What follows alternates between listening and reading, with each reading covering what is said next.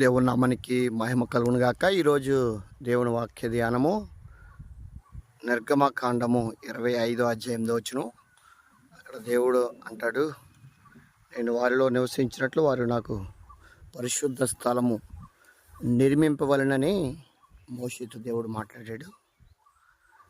ఆయన మనలో నివసించి సంచరించే దేవుడు. దేవుని ఆలయము విగ్రహములతో పొందికేంటి? మీరు జీవము గల దేవుని ఆలయమై ఉన్నారు కాబట్టి ఆయన మీలో నివసించినట్లుగా మిమ్మల్ని మీరు పరిశుద్ధపరచుకోండి, పవిత్రపరచుకోండి, శుచిపరచుకోండి అని దేవుడు పదే పదే తన ప్రజలతో మాట్లాడుతూ వచ్చాడు. కానీ ఆయన నివసించడానికి స్థలము ఆకాశ మహాకాశాలు పట్టజాలని దేవుడు ఆయన మానవుల్లో నివసిస్తాడు. కారణం ఏంటంటే మానవుల్ని తన స్వహస్తాలతో నిర్మించుకున్నాడు. వారితో ఉండాలని దేవుడు వారితోటే ఉన్నట్లుగా ఆది కాండంలో మనం అవాదముతో దేవుడు వారి పాపంలో పడకముందు వారితోనే ఆయన ఉన్నాడు.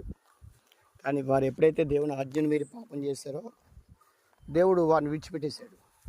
కానీ మరలా తన కృప మానవుని ఎడల వెల్లడి చేసి తన కుమారుని లోకానికి పంపించడం ద్వారా కుమారుని చూసి, ఈయన నా ప్రియ కుమారుడు, ఈయన యందు నేను ఆనందిస్తున్నానని యేసుక్రీస్తు ప్రభువుని గురించి తండ్రి అయిన దేవుడు సాక్ష్యం ఇచ్చాడు.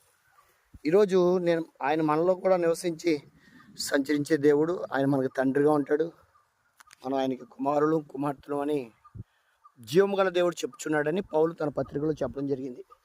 ఈరోజు దేవుడిచ్చిన ఈ దేహం ఆయన నివసించడానికే యోగ్యమైనదిగా ఉండాలి. అలాగనే దేవుడు మనల్ని సృజించాడు, తన పోలికలో చేసుకున్నాడు, తన స్వరూపం మనకిచ్చాడు. అందుకని క్రీస్తు స్వారూప్యం యందు ఏర్పడే వరకు నాకు మరలా ప్రసవ వేదన కలుగుతుందంటాడు పౌలు. కారణం అందుకే. కాబట్టి నీవు నేను కుమారుని బోలి అనగా క్రీస్తును కలిగిన ఈ సమానమైన సంపూర్ణతలోనికి నీవు నేను మార్చబడితే ఖచ్చితంగా దేవుడు మనలో నివసించి సంచరిస్తాడు, మనకు తండ్రిగా ఉంటాడు. ఆయన కుమారుడు కుమార్తెలుగా ఉంటాం. కుమారులు కుమార్తెలు అంటే ఆయన రాజ్యానికి మనమే వారసులు. కాబట్టి అటువంటి వారసత్వాన్ని ఎవరు కూడా విడనాడకండి. దేవుణ్ణి తెలుసుకోండి. ఆయన మనలో నివసించి సంచరించే దేవుడు అనే విషయాన్ని గుర్తుపెట్టుకోండి. అందుకని బైబిల్ చెప్తుంది, యెహోవా తమకు దేవుడుగా గల జనులు ధన్యులని. అటువంటి ధన్యకరమైన జీవితం మన జీవితాల్లో మనం అనుభవిద్దాం. ఎందుకంటే ఆయన మనకు తండ్రిగా ఉంటే మన ప్రతి అవసరత ఆయన తన కృపాదోషం నుండి తీరుస్తాడు. అందుకనే కుమారుడు కూడా తండ్రి నువ్వు మన వినిచున్నందుకే నీకు కృతజ్ఞతాస్తుతులు అంటాడు.